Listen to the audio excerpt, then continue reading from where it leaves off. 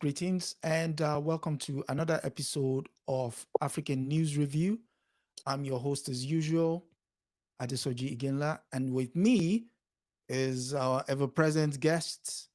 He's a household name, Comrade Milton Allimadi. He's a journalist, broadcaster, WBAI, Black Star News. He's also the author of Manufacturing Hate, soon to be re-released, a book which formed the basis of this conversation that we've been having.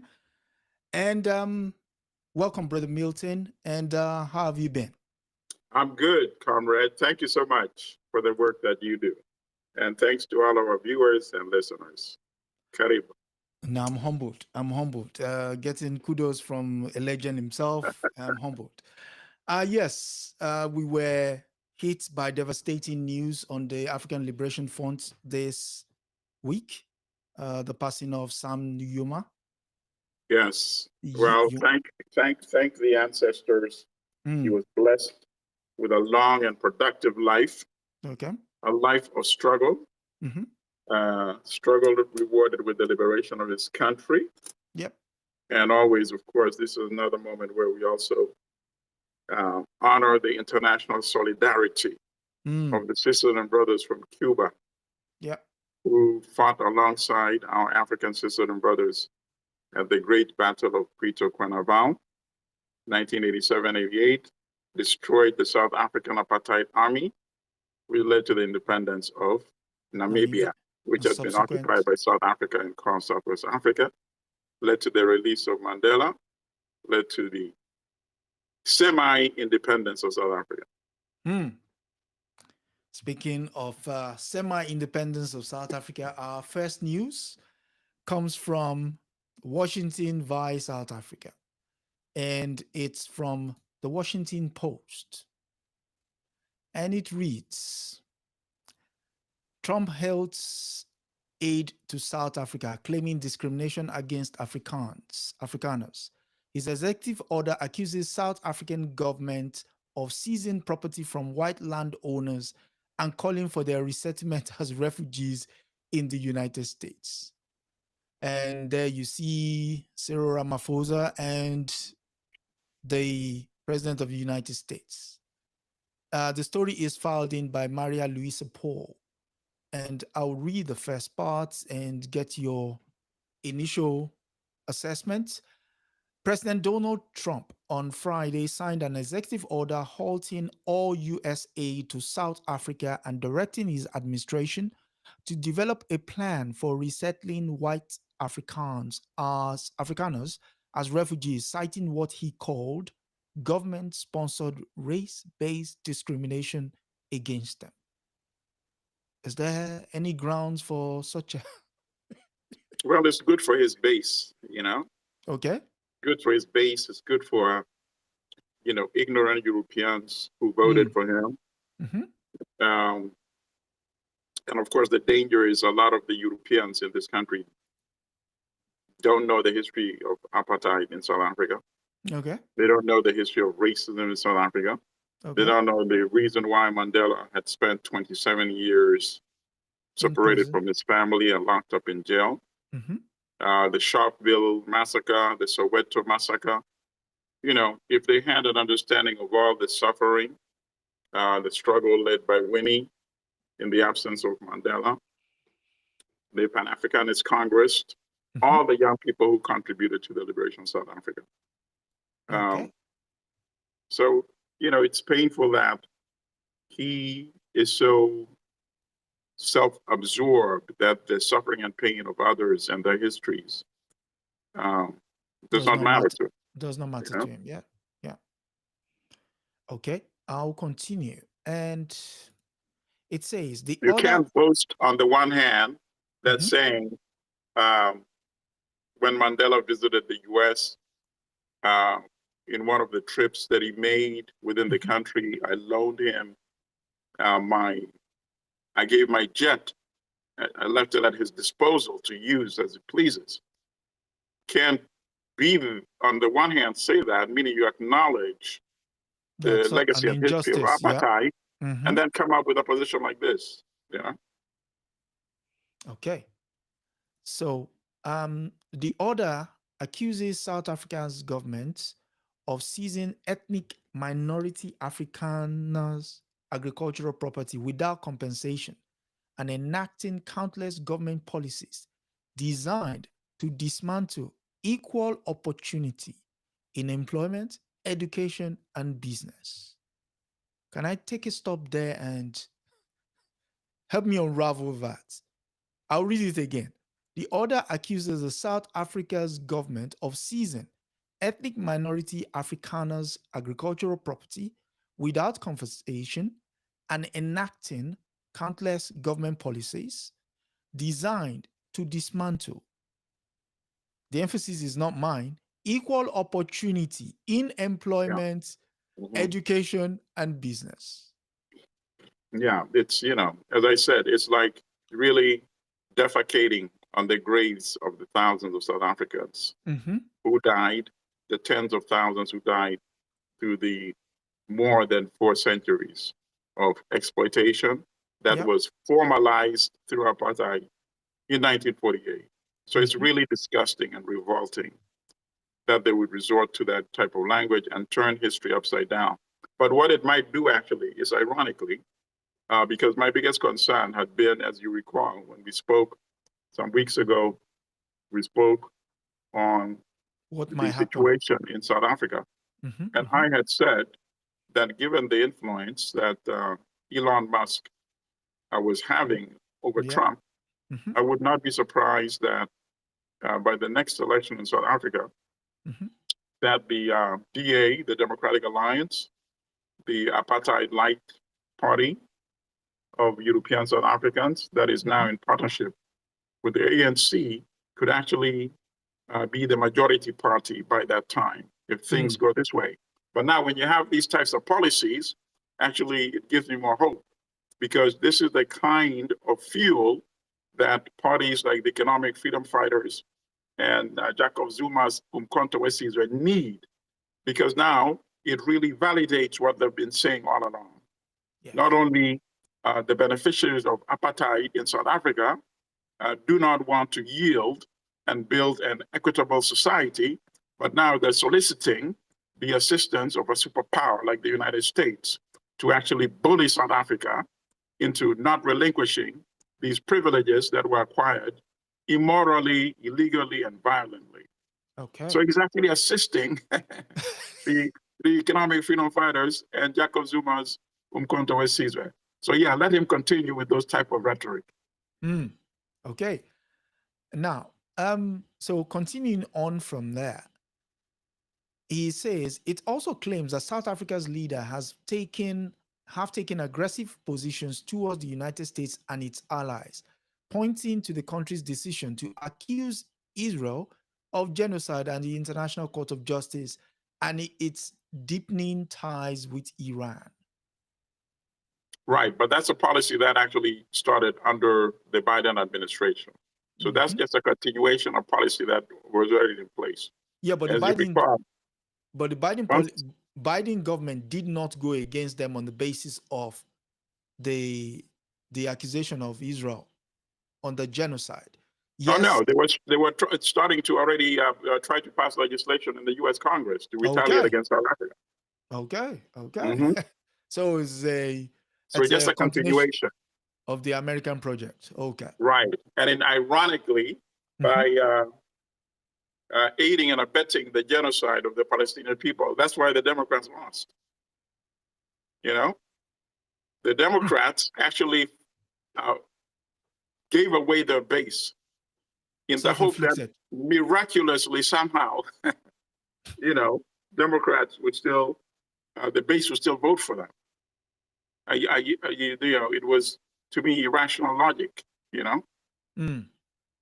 So far, would you say this article has been forthright, or basically it's been forthright, but what is lacking is putting in the context what I've just been explaining, saying that the administration is totally ignoring the history and legacy of apartheid. By now, we should have heard about that legacy. You cannot bury that down in the story, because this article is not mostly read by South Africans or people on the continent. This is primarily for an American audience.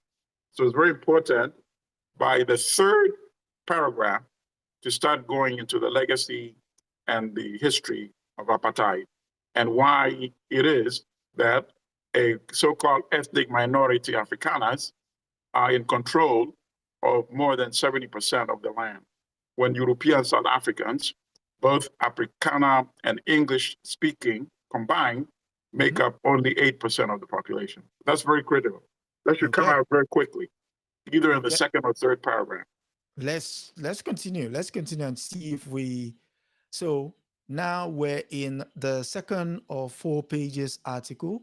So the United States cannot support the government. That's position of the Trump's government. Cannot support the government of South Africa's Commission of Rights Violation in its country or its undermining U.S. foreign policy, which poses national security threats to our nation, our allies, our African partners, and our interests, the other states. South Africa has increasingly found itself in Trump's crosshairs, as he has claimed without evidence that the government is seizing white-owned land and persecuting white farmers, the Washington Post previously reported.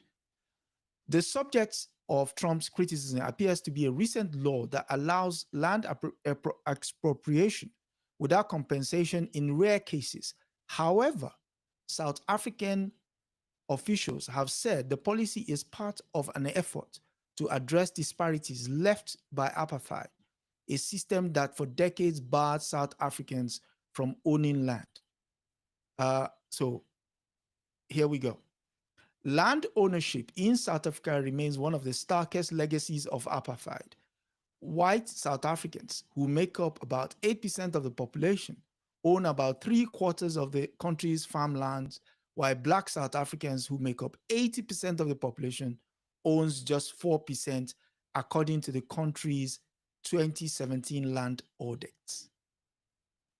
Yeah, I mean, this is fine, but why are we hearing it now in the story? As you know, the way stories are framed has impacts, right?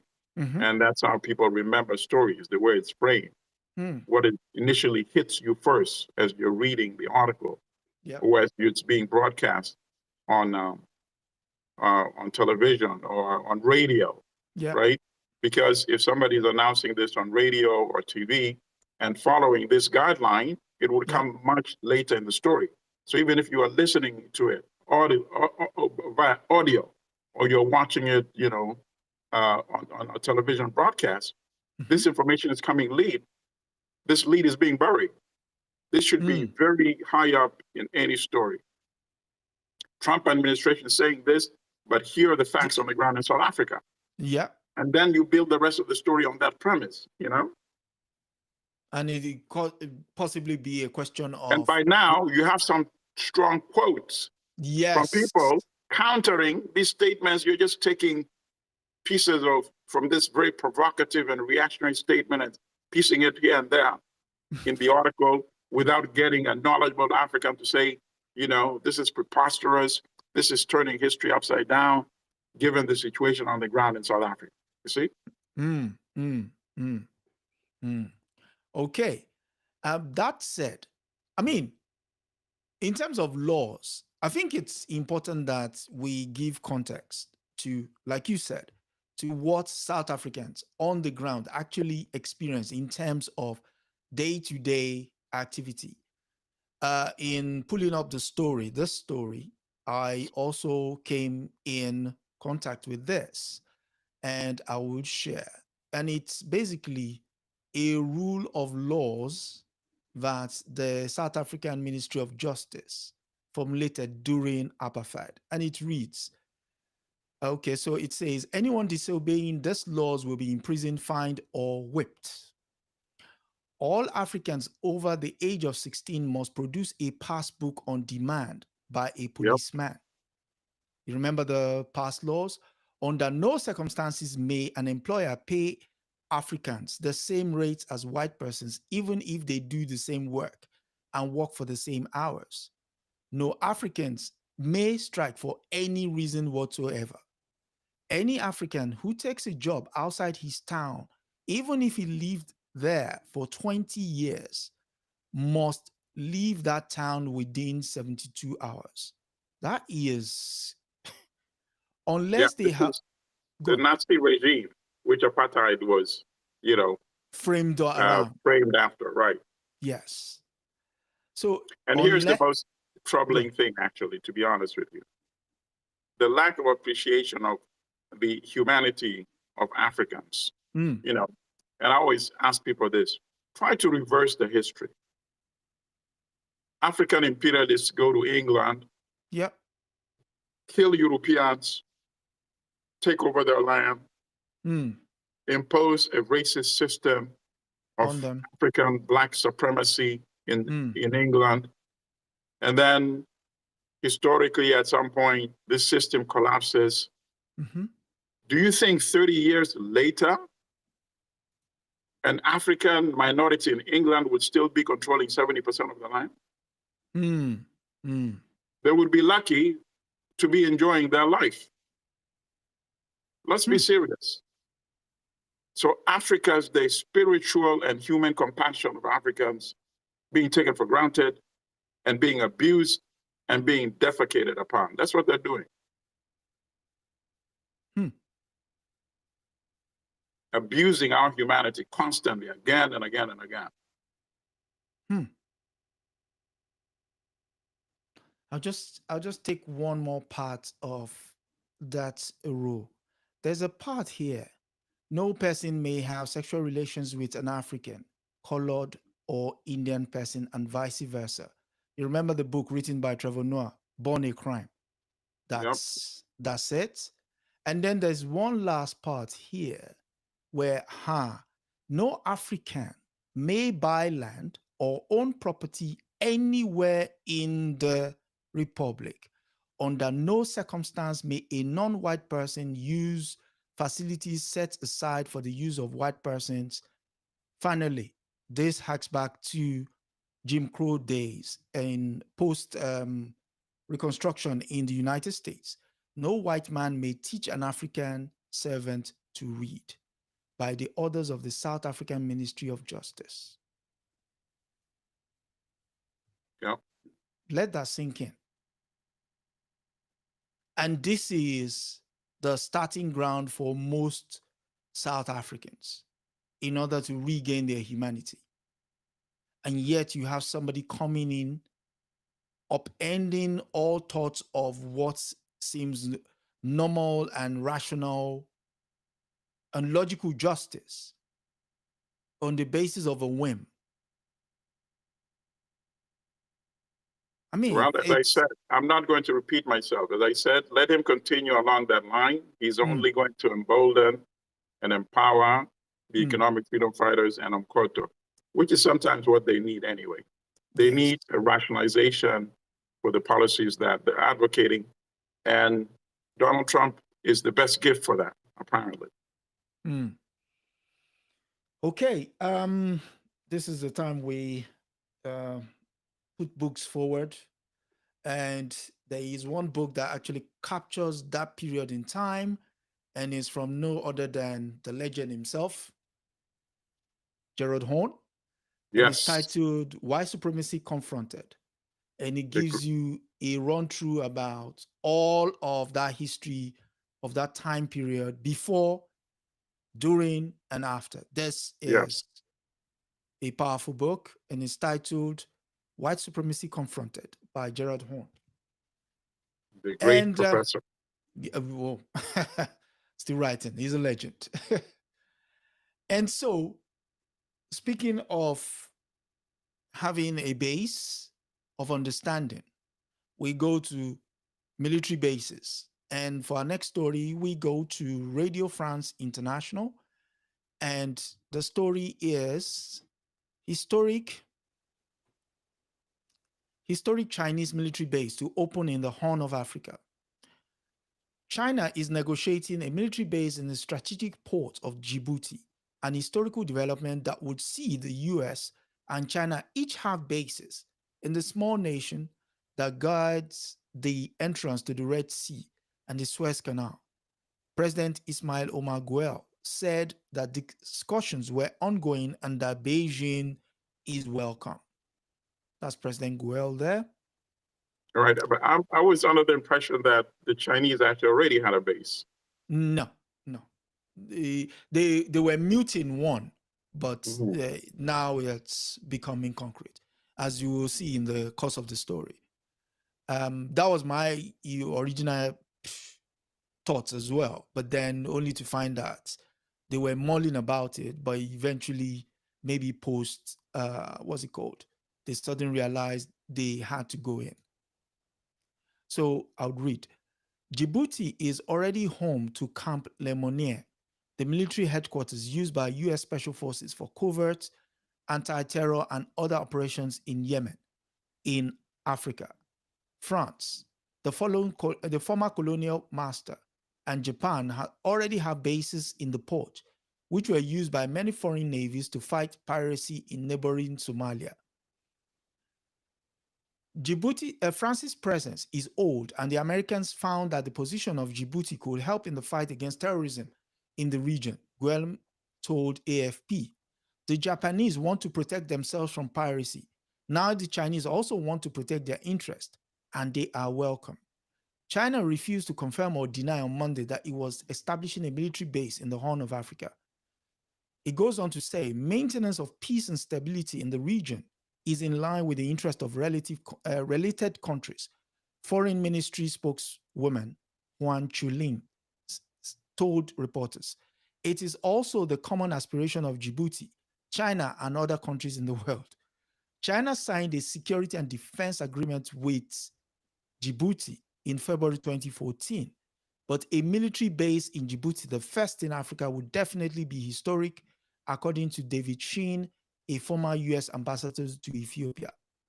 It goes on to say, China is reportedly considering a permanent military base in Obok, Djibouti's northern port city.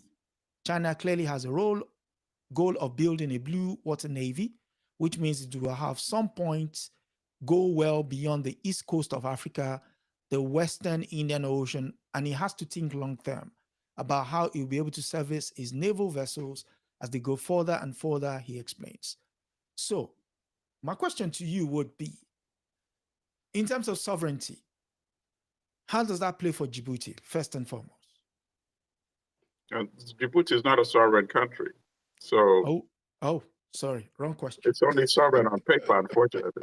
I mean, there are degrees of sovereignty, and Djibouti certainly is not, one of the African countries that we can say is sovereign. And this is not, of course, insulting Djibouti. Our sisters and brothers in Djibouti. It's just the nature of imperialism. Imperialism has a very strong and solid hold over Djibouti because Djibouti, of course, is also afraid of annexation, you see? Yeah. Annexation by its neighbors, including, it's also the regional powers, including Ethiopia, because Ethiopia Djibouti wants realizes to this that sea. Ethiopia has always been salivating to have a port because it's landlocked, you see? So as a result, Djibouti has always had very solid either French presence, U.S. presence, and now Chinese presence as well. Wow. The sad thing is that for China, as you know, China has always used a different strategy in terms of its penetration in Africa. It's used its economic clout and the expanded business relations and trade relations between China and Africa to get ahead of the West, ahead of the Western European countries, as well as the United States. So it seems to me that it's not so much as China wanting to compete militarily against the United States in Africa. It seems that it's much more perhaps to reinforce China's commercial interest in the Indian Ocean. Okay. And of course, China is one of the many countries, including the Western countries, including the Arab countries, including India and other countries that have been pirating They call the Somali the pirates when they're the ones actually that are stealing billions of dollars worth of fish and other products from the waters that should belong rightfully to the people of Somalia. And dumping waste in the sea as well. And dumping waste. So it seems to me it's much more out of commercial ambitions and aspirations rather than wanting any military confrontation or competition against the United States. Okay. Or against France for that matter. Okay, I would take one more part here. It says Camp Leonore home to, well, you've sort of countered that in terms of confrontation would not be had. So that is then this part here, a new China deep sea port in Djibouti will be a new pearl in China's string of pearls strategy, according to analyst and writer Robert Mason, author of The International Politics of the Arab Spring. It will provide boost to China's sphere of influence, which already extends from the South China Sea along the west coast of Myanmar to the Arabian Sea coastal port of Gwadar, Pakistan, a major destination in the China-Pakistan economic corridor. So like you said, it's basically just a way of shoring up their economic interest, not so much as, saber rattling as the West would have us think. Absolutely. Okay. So one final point on that. How does that sit? You know where I'm going with this. How does that sit with Nkrumah's thoughts on neocolonialism? Because if you have all these bases, okay, fine. No, but the United States has more than 80 bases spread over the African continent. So, China is a latecomer in that respect. And China is not there to really try to sustain a regime in power, unlike the United States in many cases where it has bases in African countries. The regime in Djibouti is already sustained by France anyway. France and the United States. But it's, rather than just isolating Djibouti alone, this is an occasion that we really should look at the entire African continent. Which African country really enjoys complete sovereignty? I mean, the closest example, I think, was, of course, Libya. You see? Yeah. Because Libya controlled its oil production. You see? Once you control your production and your assets, that to me is a measure of sovereignty. So let's contrast with South Africa, for example. South Africa, with all its minerals, who owns all those minerals? Who owns the mines? European economic interest. South Africa is not in control of its sovereignty because it's not in control of its production. Libya was the closest example. So Djibouti really, is minor compared to all the other major countries like South Africa, for example. If South Africa does not control its sovereignty because it does not control its production, I can be a little more sympathetic to poor little Djibouti, Okay, so all the best to Djibouti is what you're saying. Yes, absolutely. I would rather pick on giants like Nigeria first, Ghana, all those larger countries before I pick on Djibouti, Okay. And okay, so that said, picking on foes and fighting wars and fighting battles, some necessary, some totally unnecessary. We've been talking about Congo of recent, and it's imperative that we keep our focus on the place in the course of all our deliberations going forward, at least when it's of substance. Now, one of the key players in the Congo present crisis has been Corneille Nyanga, And your paper or your magazine of choice, The Economist, has done a special on him. And I would share. And it reads,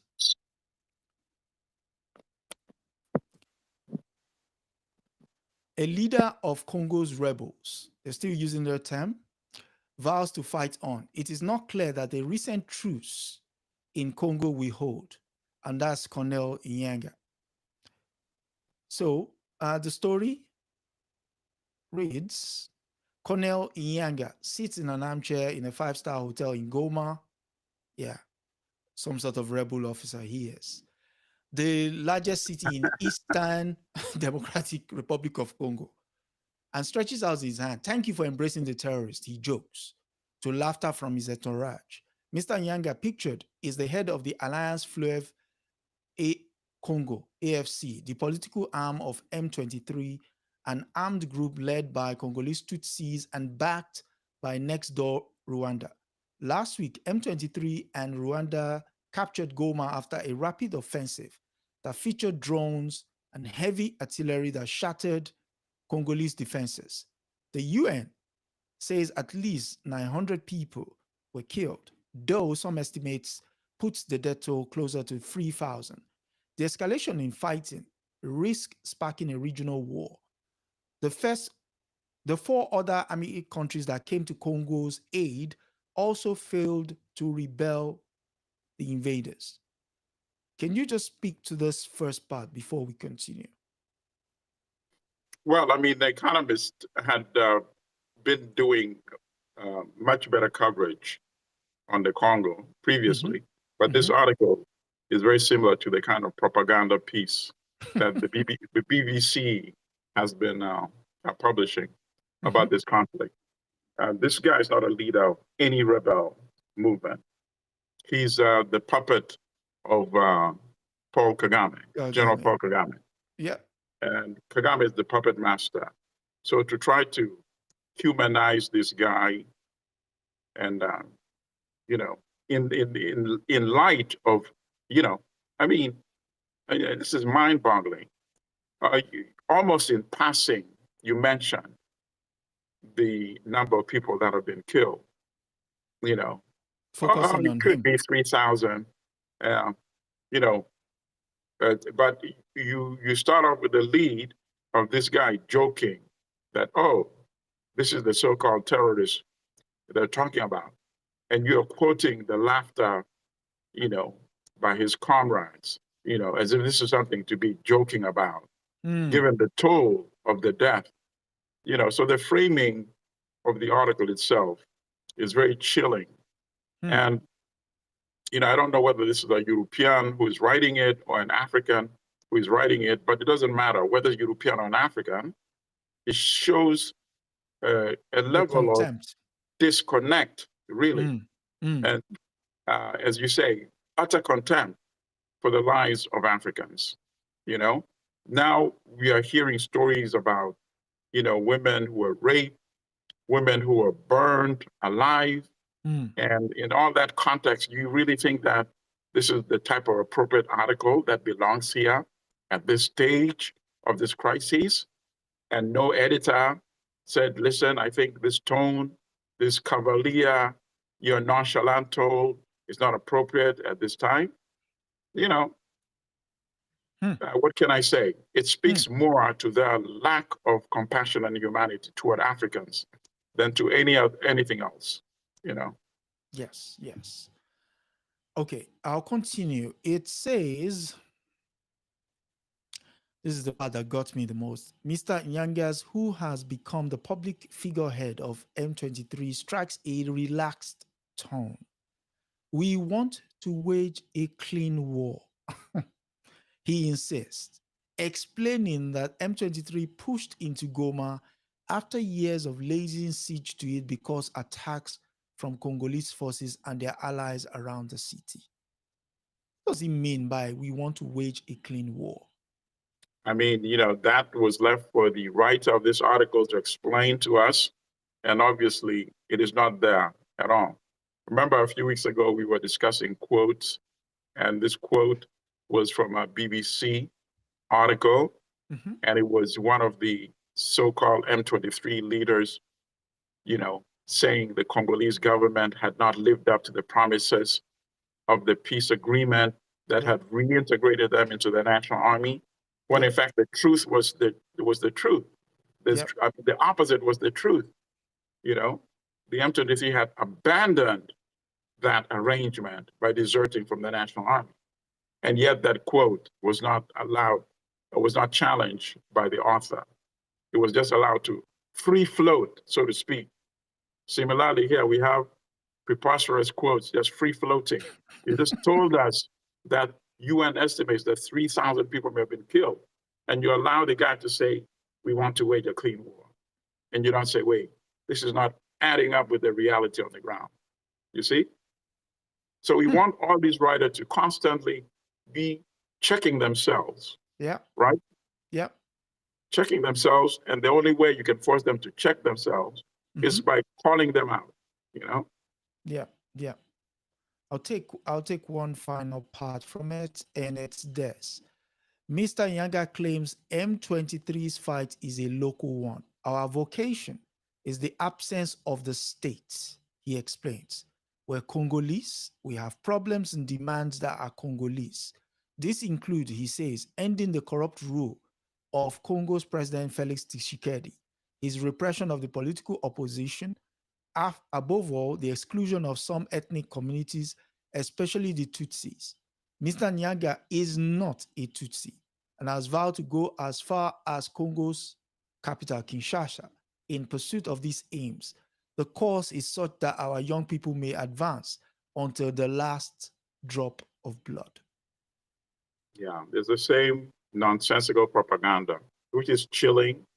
I'll belabor the point, but there's just utter lack of compassion to the value of African lives, allowing this nonsensical quotes to maintain. He's fighting on behalf of Tutsis. That's a propaganda that's already been exposed as not true.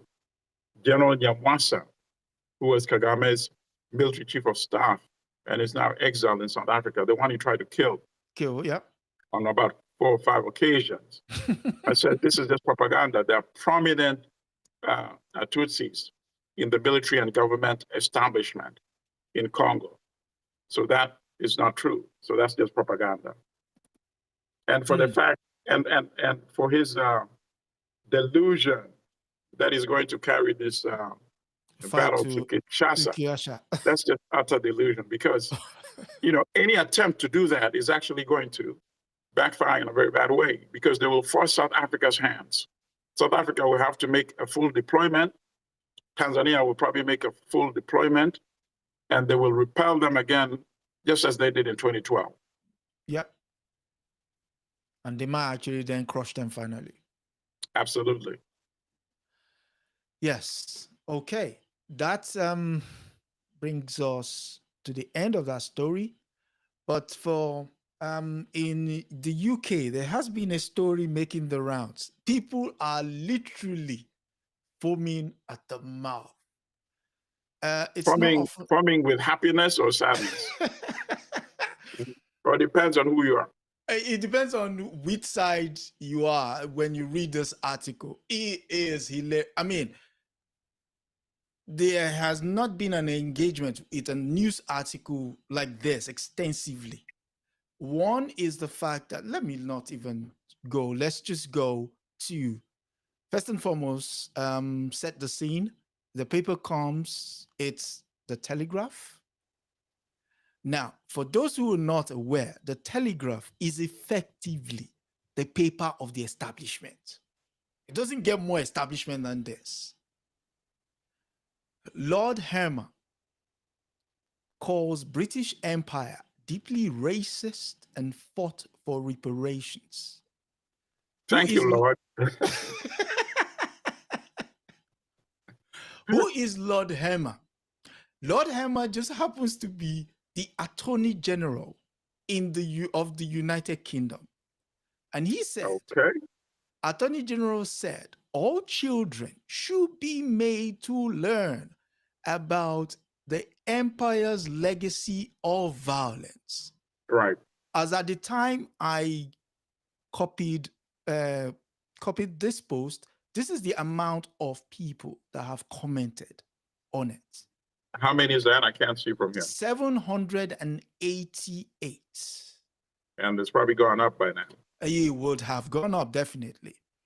Now, for those who don't know who Lord Hamer is, that's the gentleman right there. And no, but you know what? Go on. He's right. And that is the problem. And the problem is not so much the ordinary people. The ordinary people would actually benefit tremendously by learning this history in the United Kingdom, in France, in Portugal, in Belgium, in Italy, in the United States. That is the path toward creating the world that we need for the present and for the future. And at some point, after much more destruction, perhaps, much more bloodshed, much more stalemates, at some point, in order to preserve our existence and human beings on this earth, that is the conclusion that people are going to arrive at. My only fear that it might be much, much later, when in fact it could be much, much sooner and earlier. So people like Lord Hamer, he's right. This is a European who's assessed the history and realized that we can never build a better world if we try to pretend that history away. You see, part of the support that a person like Donald Trump has is Europeans who want to live the false narrative that that history never occurred. Pretend it away so we don't have to address it and deal with it. So you may see superficial harmony, but when an arsonist like Donald Trump comes on the scene and say, let's keep the native where they belong, people who yesterday were pretending to be living in a harmonious environment, you know, that repressed feeling suddenly erupts and comes to the fore. You see, of course they know that history, but it's the denial. It's thinking that it's easier to live in denial than to address that history. But it's unacceptable because the products of those histories will keep showing up. You see? and manifest themselves. Exactly. And you can't kill all of them. You can't lock all of them in jail. You can't return all of them to Rwanda, which you can't anymore anyway. You can't allow them to drown in the oceans. You simply cannot make them disappear, just like you cannot make that history disappear. So this is what he's talking about. And I agree with him without even having to listen to the details. I agree with him 100%. No, you need to actually listen to the details. I will. I agree with him. From the premise alone, he's in the right direction, you know? You know, when you're reading something, you're like, okay. Then I remember who he was, but we will find out who he was in the paper. So it continues. The Attorney General has described almost every element of the British Empire as racist and revealed he fought to get reparations. Yes. Lord Hamer, speaking on a podcast for his former Chambers Matrix, said the British Empire enforced a racial superiority that allows you to treat entire populations like school children. He said almost every element of the empire was racist and that all children should be made to learn about its legacy of violence. Yes. Lord Hamer's comments led Robert Jenrick. For those who don't know, Robert Jenrick contested the leader of the Conservative Party with Kemi Badenoch, who is, and he got the role of Shadow Justice Secretary, to describe him as Jeremy Corbyn in a barrister's week. Jeremy Corbyn is the socialist who used to lead the Labour Party but again was undermined as an enemy of the state and effectively was pushed out in a palace coup. In Lord Hermer's Starmer is the head of the government, he's the prime minister at the moment, had brought back Corbyn in a barrister's wig. He is describing Hermer here, he is boycotting Israel, supports reparation, celebrates just oil, eco-zealots, and is anti-border control. His far-left political views are a risk to our country's security. He should be nowhere near the government. That's Robert Jenrick speaking. Why would he say he is, before you go, why would he say he is pro-boycotting Israel? He was the one that said once the United Kingdom will honor the decision of the International Court of Justice in terms of the warrant of arrest. Go on, you were saying.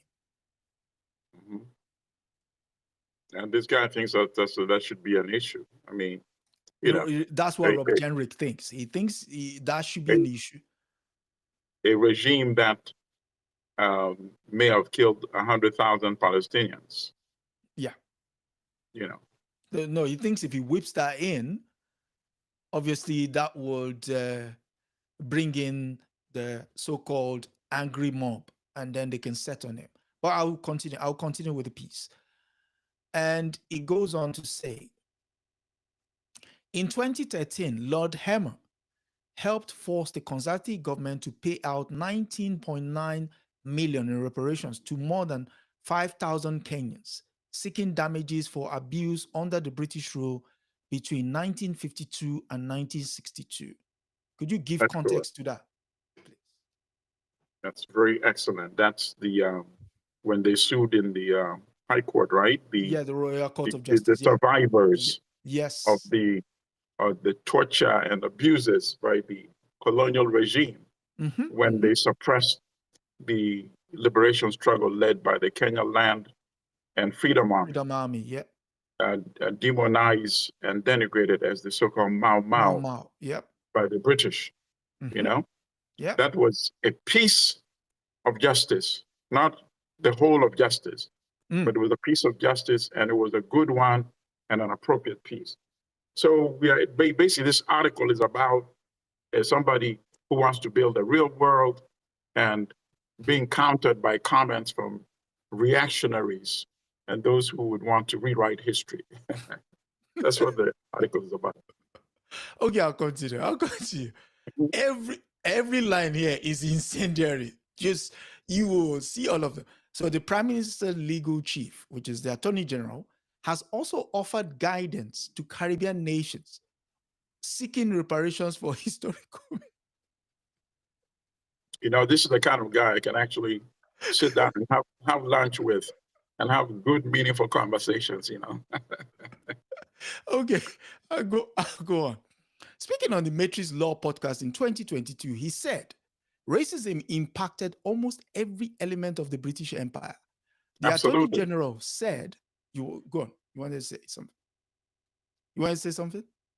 No, I said absolutely, 100%. Listen, when you start by establishing the premise that merely because I'm European, I'm superior to you, everything else, of course, is going to be predicated on that racism.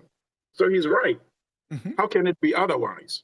Every aspect, when we encounter each other physically and meet, I have to defer to you automatically, whether you're a mentally challenged person or not, it doesn't matter. And I'm healthy in my mind. It doesn't matter. The mere fact that you're a European, you're somehow automatically superior. And that's what it means. And I agree with him. Absolutely. Okay. Go on. So speaking on the Matrix Law podcast in 2022, he said racism impacted almost every element of the British Empire. The Attorney General said Britain was a country where notions of empire remains a good thing, and that it was premised on a deeply racist assumption that other nations are not as good as us. He said, we seem to have this kind of myopia in this country, or certainly a collective amnesia when it comes to our collective past. In order to buy into this notion of British exceptionalism, you can only do that if you ignore history. You know what's so amazing about, you can take that exact quote and just take out, British or Britain, and insert the United States. And you wouldn't have to change a word in that quote. Okay. Let me continue. So the pushback, obviously.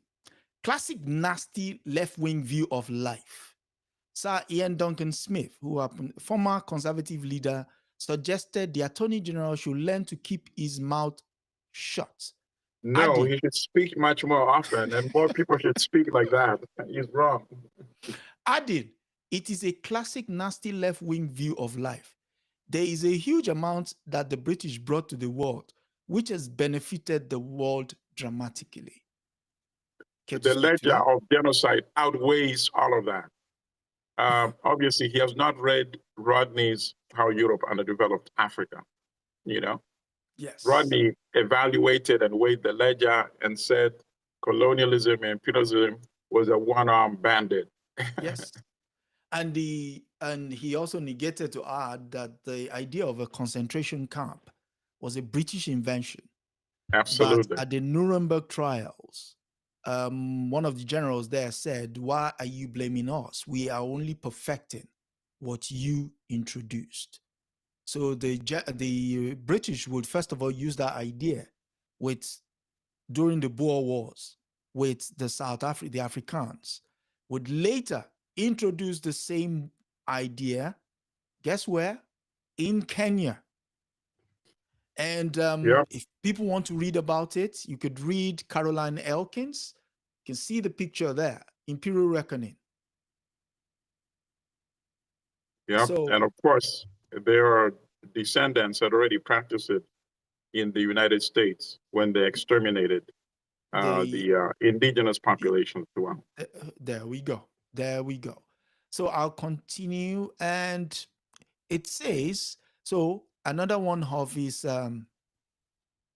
pushbacks comes from Richard Tees, the deputy leader of the Reform UK, that's Nigel Farage's party, said Lord Hermer clearly hates Britain and is a clear and present danger to our country. No, he hates racist Britain. He left out one word. He continues, if these buffoons despise Britain so much, they should not be serving in government. We need ministers that believe in Britain, appreciate what we have given the world. That is a contribution to be celebrated, not denigrated, added Mr. Tees. Scholars were also critical of the comments, arguing labeling the empire as inherently racist neglected many of its positive legacies. Empire was an act of modernization. Professor Lawrence Goldman, an emeritus fellow in history at Oxford University, said Lord Hermer's interpretation would have been entirely alien to those living under colonial rule.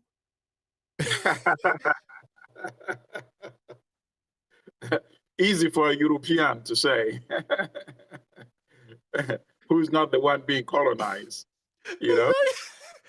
They loved it. And they contacted me. That's exactly what would have been my quote, Yeah, they loved it. We loved it.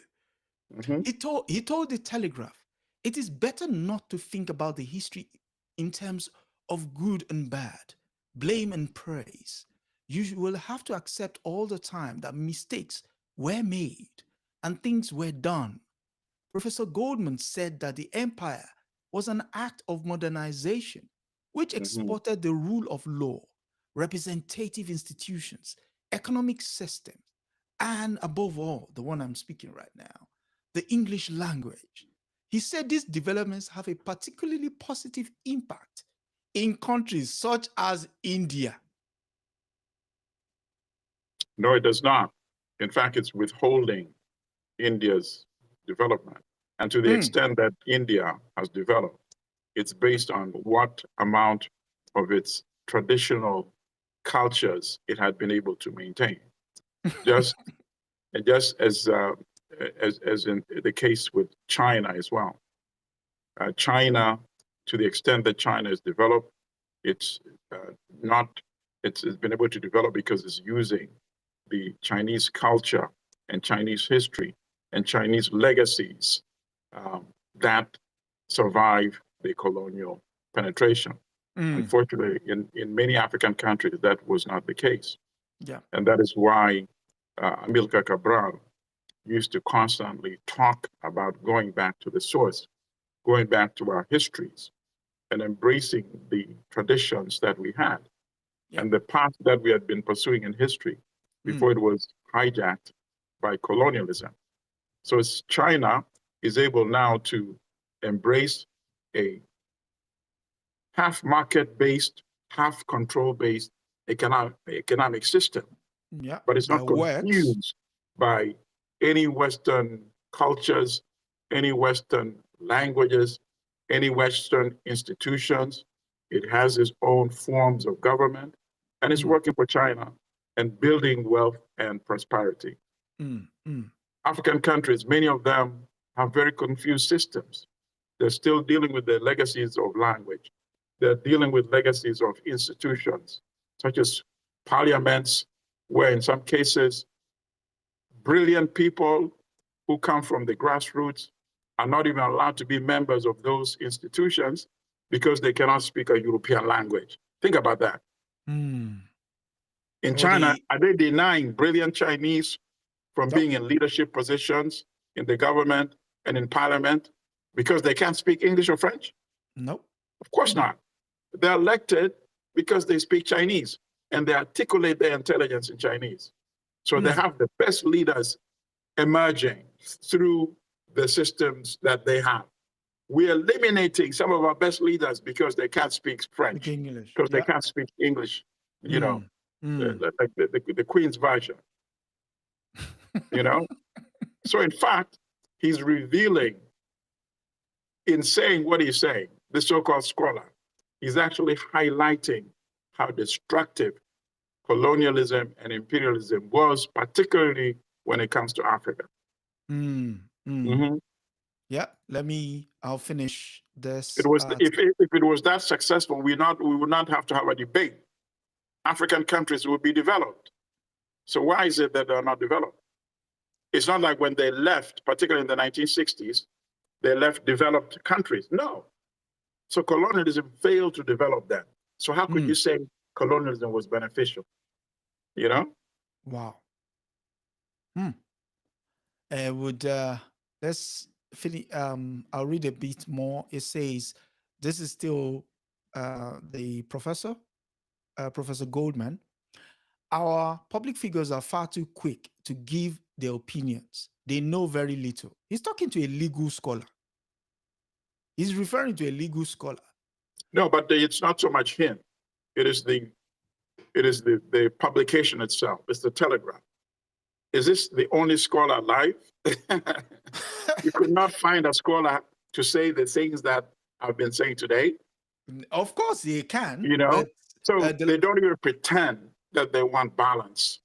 And they allege that one of the, the essence of Western journalism is, so-called objectivity, utter nonsense, not even pretending that there's another scholar who might have a different view from Professor so-and-so. Okay. Our public figures are far too quick to give their opinions. They really know very little. When you point to possible scholars that could have give a counterbalance to this, one that comes to mind is Professor Akim Abdi, the one who wrote he's wrote multiple books on the issue of colonialism and Britain's stuff, but he's been deplatformed. His college has been cancelled, the University of Chichester. And so Professor Nigel Biggar, who specializes in imperial studies at Oxford, added, contrary to cartoonish simplifications, the 400-year-long British Empire contained a variety of views. He said at the time, Britons may have felt superior because of the empire's scientific and technological advances. Sometimes that made British colonialists arrogant. Well, okay. But it also led them to emancipate African, oh God, in 1807 and grant the vote to Native Canadian, African blacks. When did he do that? And New Zealand's Maori, on the assumption that they were capable of becoming equal citizens in countries that are now among the most prosperous, most liberal, and least racist. Okay, so first, 1807. Let's talk about that one.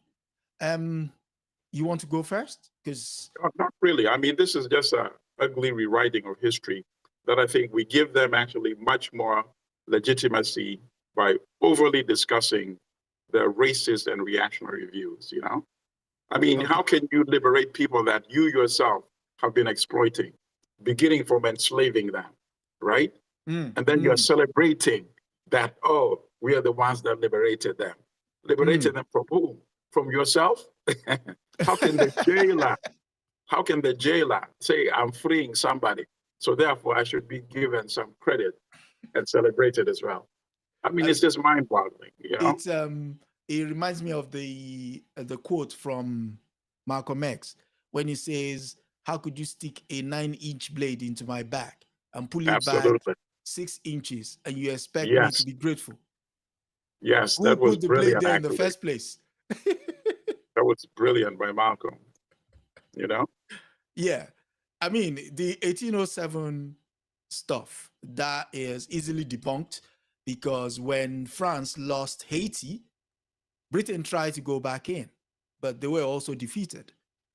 And on the issue of emancipating African slaves, they didn't do it out of their own altruistic. They actually compensated slavers. You can read about that in Michael Taylor's book, The Interest. Basically, you know, they took out a loan to the degree of 25 million pounds at the time, a quarter of the state's budget to compensate the enslavers. On the issue of granting votes to South African blacks, no. That victory was won on the battlefield, first and foremost with the victory at Battle Koto Carnival, and then the subsequent push on South Africa based on the boycotts of the apartheid government. So there's no kudos for that. And one final thing from Lord Hamer. Lord Hamer's comments come after he admitted he had to recuse himself from giving advice to the government on potential conflicts of interest.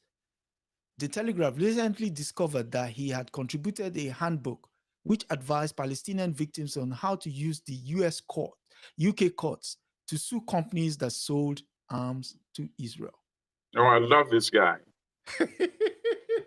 That's why I said I love this guy because this guy is brave and courageous. He's going to get a lot of backlash. It could cost him his job, but obviously he's saying it willingly and knowingly. Yes. And he's willing to live with the consequences. So we need more people like that. Yes. And on that very positive note from Lord Hamer, and we've come to the end of another episode of African News Review. And it's been a pleasure as usual having Comrade on to discuss the stories with me.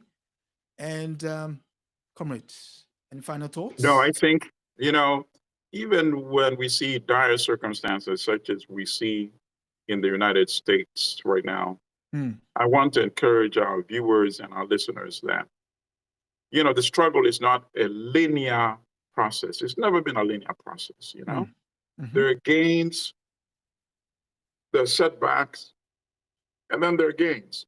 But so long as the inequities that govern much of the world persist, so long as there are enough people who are sharing knowledge and education to the people who are the victims of these inequities, then it means there's always hope that there will be change, right? Yes. We just have to keep struggling, and we have to continue analyzing and connecting the dots. And that is how we give people hope. We give them the knowledge how to continue resisting and struggling to create a better world. Yes. We are obliged to do that anyway. You see? You can never give up. Yeah. Even in the most dire moments when apartheid was at its most powerful. Yeah. You know, I remember having a conversation with a Ugandan diplomat.